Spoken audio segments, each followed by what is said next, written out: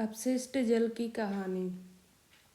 हम सभी अपने घरों में जल का उपयोग करते हैं और उसे गंदा या दूषित करते हैं। दूषित क्या आपको आश्चर्य हुआ? दूषित क्या आपको आश्चर्य हुआ? झाग से भरपूर तेल मिश्रित काले भूरे रंग का जल जो सिंक, शौचालय, लॉन्ड्री आदि से नालियों में जाता है वह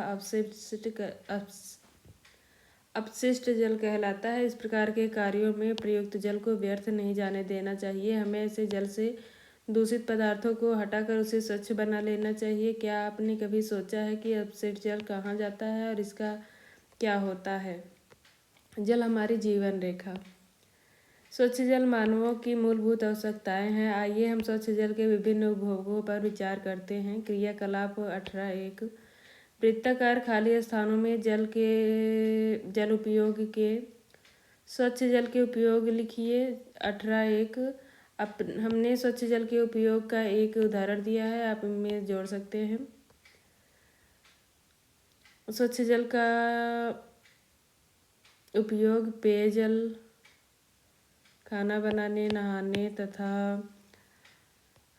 वस्त्र धुलने। दुर्भाग्य से उपयोग किए गए उपयुक्त स्वच्छ जल सभी को उपलब्ध नहीं है। एक रिपोर्ट के अनुसार अरब से अधिक व्यक्तियों को सुरक्षित पेयजल उपलब्ध नहीं है। इसके कारण विश्व की जनसंख्या का बहुत बड़ा भाग जल संबंधित रोगों से पीड़ित रहता है और मृत्यु का ग्रास हो जाता है। जैसा कि आपने अध्याय 16 में पढ़ा, कई क्षेत्रों में महिलाओं और बालिकाओं को स्वच्छ जल लाने के लिए कई किलोमीटर तक पैदल चलना पड़ता है। क्या यह मानव गरिमा के लिए गंभीर समस्या नहीं है? आपने अध्याय 16 में जनसंख्या वृद्धि, प्रदूषण, औद्योगिक विकास, कुप्रबंधन और अन्य कारकों के कारण अलवण जल की आपूर्ति में बढ़ती कमी के बारे में पढ़ा था। स्थिति की गंभीरता को समझते हुए विश्व जल दिवस 22 मार्च 2005 को संयुक्त राष्ट्र की जनरल असेंबली ने 2005 से 15 की अवधि को जीवन के लिए जल अर्थात वाटर फॉर लाइफ पर कार्य के लिए अंतर्राष्ट्रीय दशक के रूप में घोषित किया। इस दशक में किए जाने वाले सभी प्रयासों का उद्देश्य उन व्यक्तियों की संख्या को घटाकर आधा करना है जिन्हें सुरक्षित पेयजल उपलब्ध नहीं है। जल की सफाई करने के प्रक्रम में जल स्रोतों में प्रवेश अथवा उनके पुनः उपयोग से पहले उसमें से प्रदूषकों को अलग करना सम्मिलित है। अपशिष्ट जल के उपचार का यह प्रक्रम सामान्य रूप से वाहित मल उपचार कहलाता है। यह अनेक चरणों में संपन्न होता है। अंतर्राष्ट्रीय दशक जीवन के लिए जल का लोगो वाटर फॉर लाइफ। वाहित मलजल अर्थात सीवेज जल।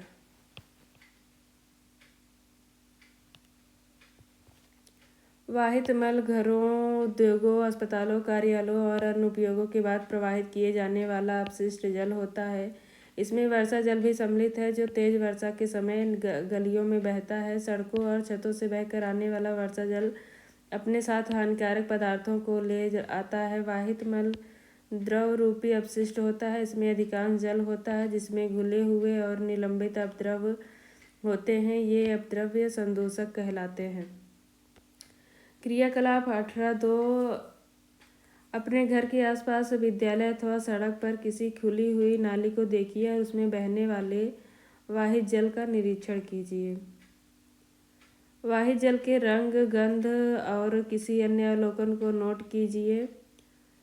अपने मित्रों और शिक्षकों से इस पर चर्चा कीजिए और इस प्रकार प्राप्त जानकारी को 18.1 में सारणीबद्ध कीजिए।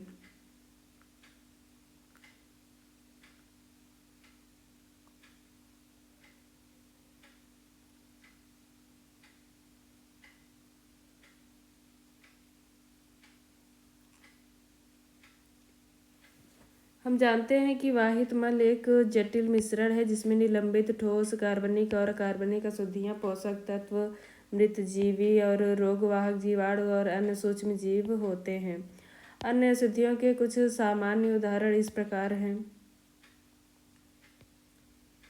कार्बनिक अशुद्धियां मानव मल, जैविक अपशिष्ट पदार्थ, तेल, यूरिया, पीड़कनाशी, शाकनाशी, फल और सब्जी का कचरा आदि। अकार्बनिक अशुद्धियाँ, नाइट्रेट, फास्फोट, धातुएं, पोषक तत्व, फास्फोरस और नाइट्रोजन युक्त पदार्थ, जीवाणु अर्थात बैक्टीरिया, हैजा और टाइफाइड आदि रोग उत्पन्न करने वाले, अन्य सूक्ष्म जीव, पेचिश आदि रोग उत्पन्न करने वाले। जल शोधन एक घटनापूर्ण यात्रा।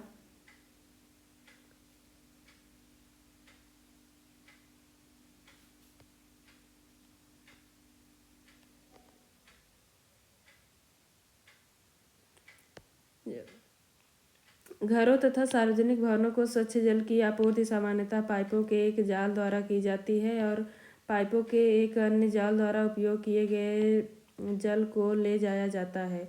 कल्पना कीजिए कि यदि हम भूमि के अंदर देख सकते तो इसमें हमें बड़े और छोटे पाइपों का एक जाल दिखाई देगा जिसे सीवर कहते हैं, जो मिलकर मल विसर्जन की व्यवस्था करता है। यह एक परिवहन तंत्र की तरह है।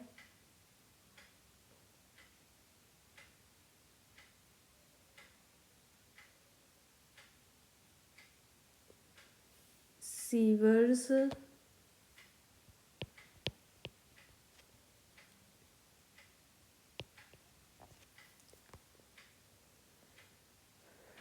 सीवरेज, मल विसर्जन अर्थात सीवरेज।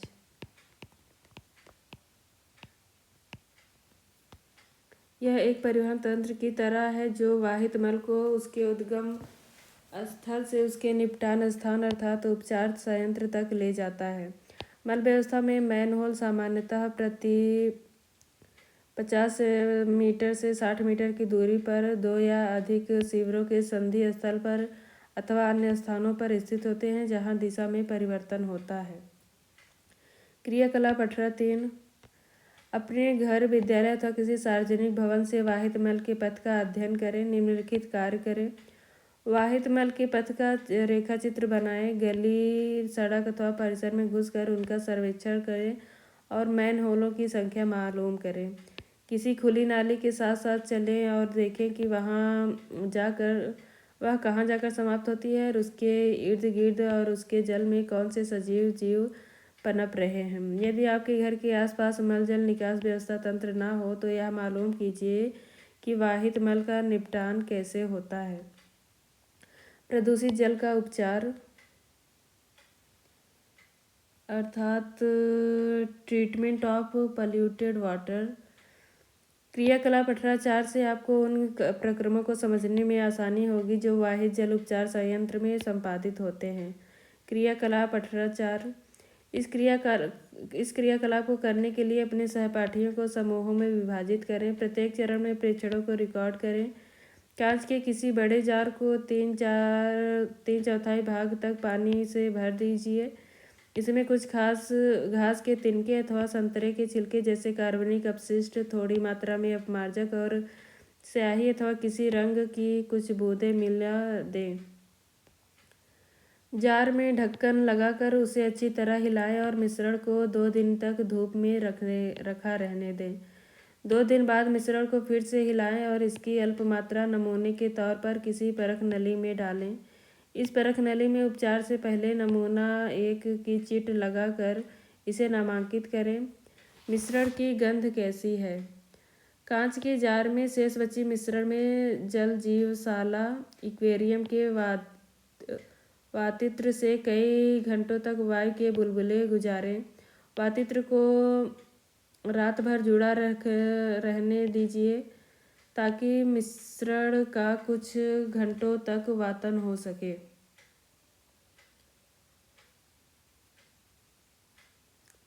एरेटर अर्थात वातित्र।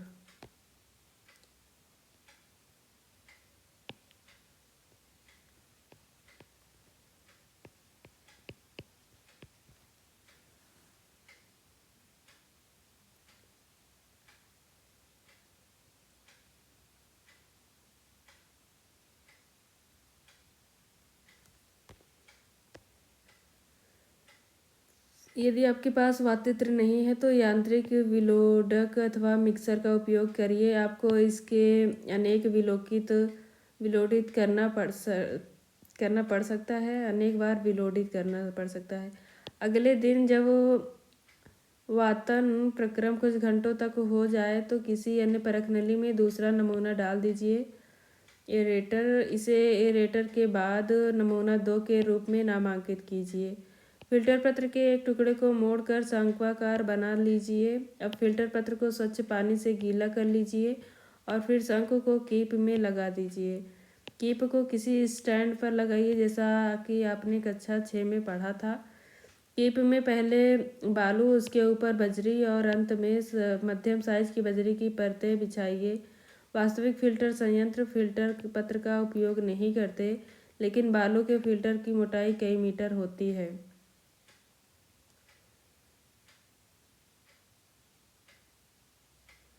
बचे हुए वातित द्रव को फिल्टर करके बीकरों में भर दीजिए। द्रव को फिल्टर से बाहर गिरने मत दीजिए। यदि फिल्टर किया हुआ द्रव स्वच्छ न हो तो इसे अब तब तक फिल्टर करते रहिए जब तक कि आपका स्वच्छ जल नहीं मिल जाता।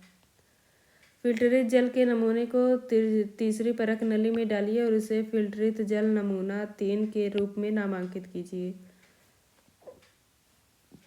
चौथी परख नली में फिल्टरित जल का एक अन्य नमूना लीजिए। इसमें क्लोरीन की गोली का एक टुकड़ा मिलाइए।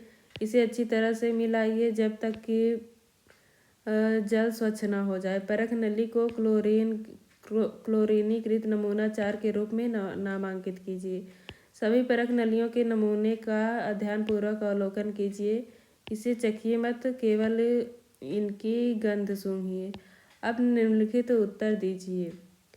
वातन के बाद द्रव के रंग रूप में आपको क्या परिवर्तन दिखाई देते हैं? क्या वातन से द्रव की गंध बदल जाती है? बालू के फिल्टर द्वारा किस प्रकार की अशुद्धियाँ दूर हो गई थी? क्या क्लोरीन से दूषित जल का रंग लुप्त हो गया था? क्या क्लोरीन की अपनी कोई गंध होती है? क्या यह अपशिष्ट जल की गंध से अधिक रुचिकर होती है? अपशिष्ट जल उपचार संयंत्र अर्थात waste water treatment plant WWTP।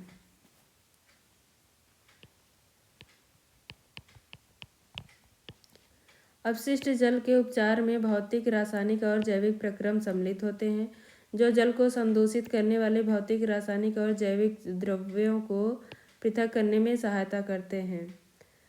सर्वप्रथम अपशिष्ट जल को ऊर्ध्वाधर लगी छड़ों से बने सलाका छन्ने बार स्क्रीन से गुजारा जाता है। इससे अपशिष्ट जल में उपस्थित कपड़ों के टुकड़े, डंडियों, डिब्बों, प्लास्टिक के पैकेट, नैपकिन आदि जैसे बड़े साइज के संदूषक अलग हो जाते हैं। अब वाहित अपशिष्ट जल को ग्रिट और बालू अलग करने की टंकी में ले जाया जाता है। इस टंकी में अपशिष्ट जल को कम प्रवाह से छोड़ा जाता है, जिससे उसमें उपस्थित बालू, ग्रिट और कंकड़ पत्थर उसकी पेंदी में बैठ जाते हैं। फिर जल को एक बड़ी टंकी में ले जाया जाता है जिसका पेंदा मध्य भाग की ओर ढलान वाला होता है। इस जल को इस टंकी में कई घंटों तक रखा जाता है, जिससे मल जैसे ठोस उसकी तली के मध्य भाग में बैठ जाते हैं। इन अशुद्धियों को खुरच कर बाहर निकाल लिया जाता है। यह आपंक अर्थात स्लज होता है। अपशिष्ट जल में तैरने वाले तेल और ग्रीज जैसी अशुद्धियों को हटाने के लिए अपमथित्र स्कीमर का उपयोग किया जाता है। इस प्रकार साफ किया गया जल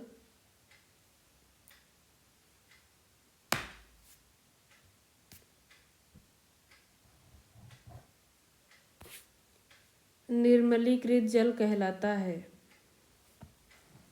निर्मलीकृत जल अर्थात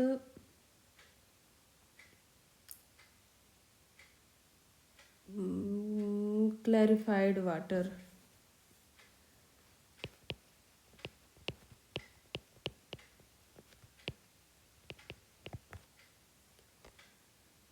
अपंक को एक पृथक टंकी में स्थानांतरित किया जाता है।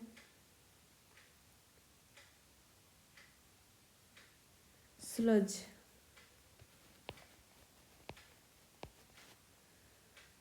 जहाँ यह अवायवीय जीवाणुओं द्वारा अपघटित हो जाता है। इस प्रक्रम में उत्पन्न होने वाली बायोगैस जैव गैस का उपयोग ईंधन के रूप में अथवा विद्युत उत्पादन के लिए किया जा सकता है। निर्मलीकृत जल अर्थात क्लैरिफाइड वाटर में पंप द्वारा वायु को गुजारा जाता है जिससे उसमें वायवीय जीवाणुओं की वृद्धि हो जाती है। ये जीवाणु निर्मलीकृत जल में अब भी बचे हुए मानव अपशिष्ट पदार्थों, खाद्य अपशिष्ट, साबुन और अन्य अवांछित पदार्थों का उपभोग कर लेते हैं। 18 कई घंटों के पश्चात जल में निलंबित सूक्ष्मजीव टंकी की पेंदी में सक्रियित अपंक के रूप में बैठ जाते हैं। अब शीर्ष भाग से जल को निकाल लिया जाता है। संक्रियित अपंक जल 97% जल है। जल को बालू बिछाकर बनाए शुष्कन तलों अथवा मशीनों द्वारा हटा दिया जाता है। शुष्क अपंक का उपयोग खाद के रूप में किया जाता है जिससे कार्बनिक पदार्थ और पोषक तत्व पुनः मृदा में वापस चले जाते हैं। उपचारित जल में अल्प मात्रा में कार्बनिक पदार्थ और निलंबित तत्व होते हैं। इसे समुद्र, नदी अथवा भूमि में विसर्जित कर दिया जाता है। प्राकृतिक प्रक्रम इसे और अधिक स्वच्छ कर देते हैं। कभी कभी जल को वितरण तंत्र में निर्मुक्त करने से पहले उसे क्लोरीन अथवा ओजोन जैसे रसायनों से रोगाणु रहित कर देना आवश्यक होता है। नदी में जल प्राकृतिक रूप से उन्हीं प्रक्रमों द्वारा स्वच्छ हो जाता है जो वाहित जल उपक्रम संयंत्र में अपनाए जाने वाले प्रक्रमों के जैसा ही होता है। क्या आप जानते हैं यह सुझाव दिया गया है कि हमें वाहित मल संयंत्रों के चारों ओर यूकेलिप्टस के वृक्ष लगाने चाहिए। ये वृक्ष समस्त अतिरिक्त अपशिष्ट जल को अवशोषित कर लेते हैं और वायुमंडल में शुद्ध जलवाष्प को निर्मुक्त करते हैं।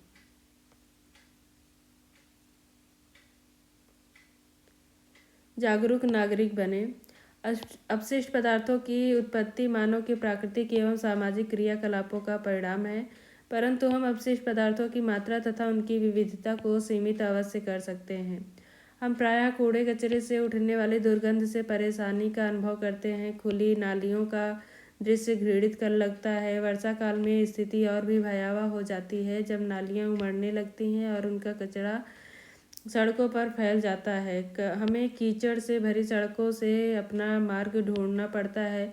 ये परिस्थितियाँ अत्यंत अस्वास्थ्यकर हैं एवं रोगकारी हो सकती हैं। सड़कों पर बिखरे कचरे या अपशिष्ट पदार्थों पर रोगवाहक मच्छर, मक्खियाँ और अन्य कीट पनपने लगते हैं।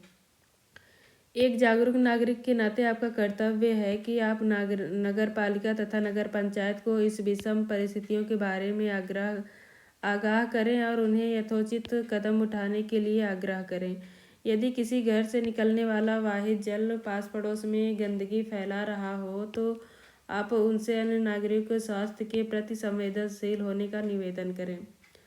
अपशिष्ट जल उपचार संयंत्र का बोझ मत उठाइए। पहली जानना चाहती है कि बोझ मत बढ़ाइए। पहली जानना चाहती है कि यह कैसे संभव होगा। अच्छी गृह व्यवस्था बनाए रखने की प्रक्रिया। अपशिष्ट पदार्थों और प्रदूषकों को उनके स्रोतों पर ही कम करने और हटा देने की एक विधि इस बात के प्रति सचेत रहना है कि आप नालियों में किस प्रकार के पदार्थ बहा रहे हैं। खाना पकाने और तेल और वसाओं को नाली में नहीं बहाना चाहिए।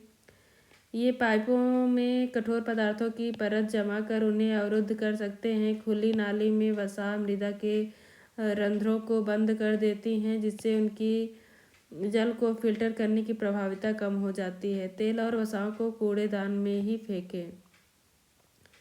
पेंट, विलायक, कीटनाशक, मोटर तेल, औषधियाँ आदि रसायन उन सूक्ष्म जीवों को मार सकते हैं जो जल के शुद्धिकरण में सहायक होते हैं, लेकिन इन्हें नाली में मत बहाइए।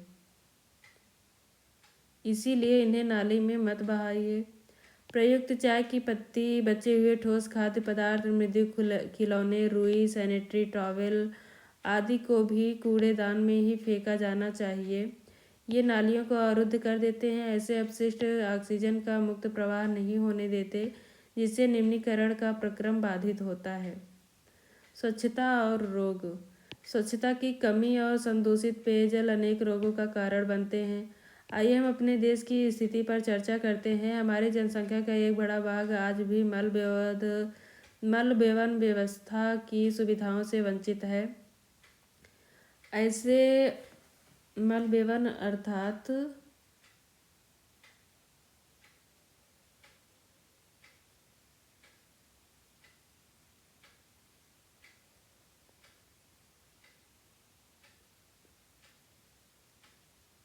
विदाउट सीवरेज फैसिलिटीज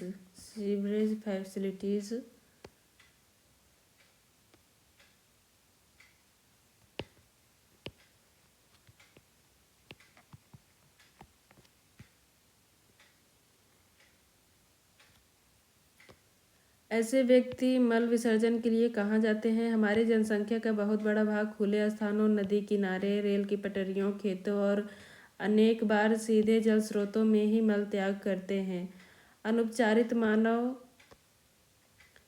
मल स्वास्थ्य संकट का एक कारक है। इससे जल और मृदा का प्रदूषण हो सकता है। सतह पर उपलब्ध जल और भौम जल दोनों मानव मल से प्रदूषित हो जाते हैं। भौम जल कुओं, ट्यूबवेल, झरनों और अनेक नदियों के लिए जल का स्रोत होता है, जैसा कि आपने अध्याय 16 में पढ़ा था। अतः अनुपचारित मानव मल जल जनित रोगों का सबसे सुगम पथ बन जाता है। इनमें हैजा, टाइफाइड, पोलियो, मेनिंजाइटिस, हेपेटाइटिस और पेचिस जैसे रोग सम्मिलित हैं। वाहित मल निपटान की वैकल्पिक व्यवस्था। Alternative arrangement for sewage disposal. स्वच्छता की स्थिति सुधारने के लिए कम लागत के यथास्थान वाहित मल निपटान तंत्रों को बढ़ावा दिया जा रहा है। इसके कुछ उदाहरण सेप्टिक टैंक, रासायनिक शौचालय, कंपोस्टिंग पिट आदि का उपयोग है। सेप्टिक टैंक उन स्थानों के लिए उपयुक्त है जहां मल वहन की व्यवस्था नहीं है, जैसे अस्पताल, अलग थलग बने भवन अथवा 4 से 5 घरों के समूह। बूझो जानना चाहता है कि हवाई जहाज में वाहित मल का निपटान कैसे होता है। कुछ संगठन मानव अपशिष्ट के स्वच्छता पूर्वक निपटान की तकनीकी सुविधाएं प्रदान करते हैं। इन शौचालयों में अपमार्जन की आवश्यकता नहीं होती। शौचालयों से मल बंद नालियों से होता हुआ बायोगैस संयंत्र में चला जाता है। उत्पन्न होने वाली बायोगैस का उपयोग ऊर्जा के स्रोत के रूप में किया जाता है। सार्वजनिक स्थलों पर स्वच्छता। Sanitation eight public places. हमारे देश में समय समय पर मेलों का आयोजन होता रहता है। बड़ी संख्या में लोग इनमें भाग लेते हैं। इसी प्रकार railway station, bus stand, airport, अस्पताल आदि बहुत भीड़ वाले सार्वजनिक स्थल होते हैं।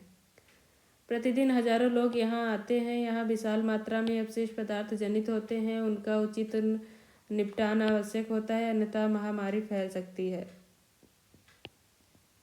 सरकार ने स्वच्छता के कुछ निश्चित मानक निर्धारित किए हैं, लेकिन दुर्भाग्य से इनको सख्ती से लागू नहीं किया जाता है। तथापि हम सभी सार्वजनिक स्थलों पर स्वच्छता बनाए रखने में योगदान कर सकते हैं। हमें यहाँ वहाँ कूड़ा करकट नहीं फेंकना चाहिए। यदि किसी स्थान पर कूड़ेदान ना हो तो हमें अपना कचरा घर ले जाना चाहिए और कूड़ेदान में ही डालना चाहिए। निष्कर्ष। कृमि प्रसंस्करण शौचालय अर्थात वर्मी प्रोसेसिंग टॉयलेट।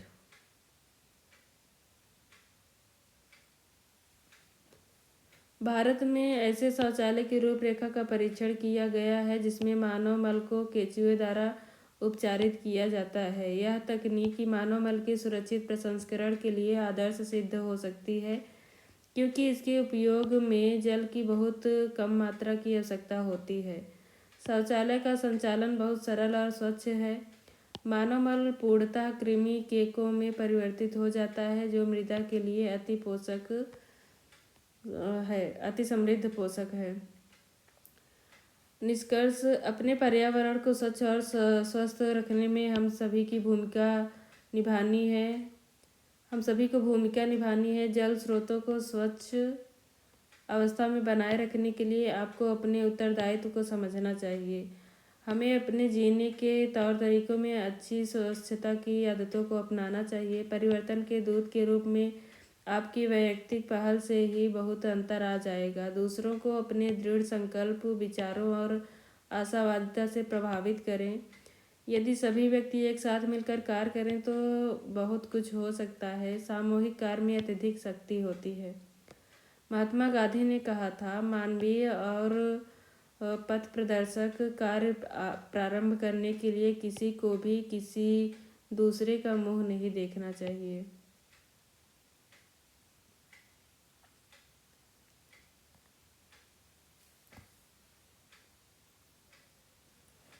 अर्थात Mahatma Gandhi said, no one need to wait for anyone else to adopt a human and enlightened courage of action, enlightened course of action.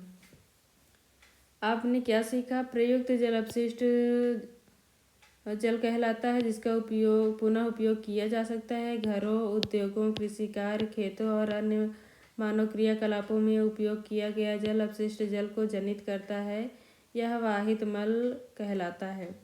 वाहित मल द्रव रूपी अपशिष्ट पदार्थ होता है जो जल और मृदा का प्रदूषण करता है। अपशिष्ट जल को वाहित मल उपचार संयंत्र में उपचारित किया जाता है। उपचार संयंत्र अपशिष्ट जल को किसी निश्चित स्तर पर प्रदूषकों से मुक्त कर देते हैं ताकि प्राकृतिक प्रक्रमों द्वारा उसमें शेष रह गए प्रदूषकों का निपटान हो सके। जहां भूमिगत मल व्यवस्था तंत्र और कचरा निपटान तंत्र उपलब्ध नहीं होते हैं, वहां कम लागत के यथास्थान स्वच्छता तंत्र को अपनाया जा सकता है। अपशिष्ट जल उपचार के सह उत्पाद आपंक और बायोगैस हैं।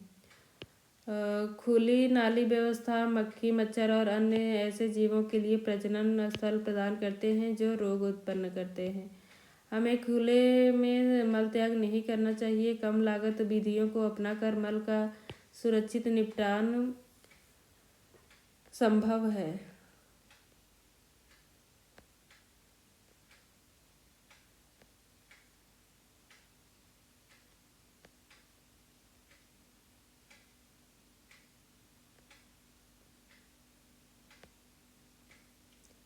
पृथ्वी पर सबसे निर्धन से निर्धन व्यक्ति को भी स्वच्छ जल और स्वच्छता प्रदान करके हम निर्धनता से प्रेरित कष्टों को कम कर सकते हैं और सभी बच्चों के लिए शिक्षा सुरक्षित कर सकते हैं। यूनिसेफ।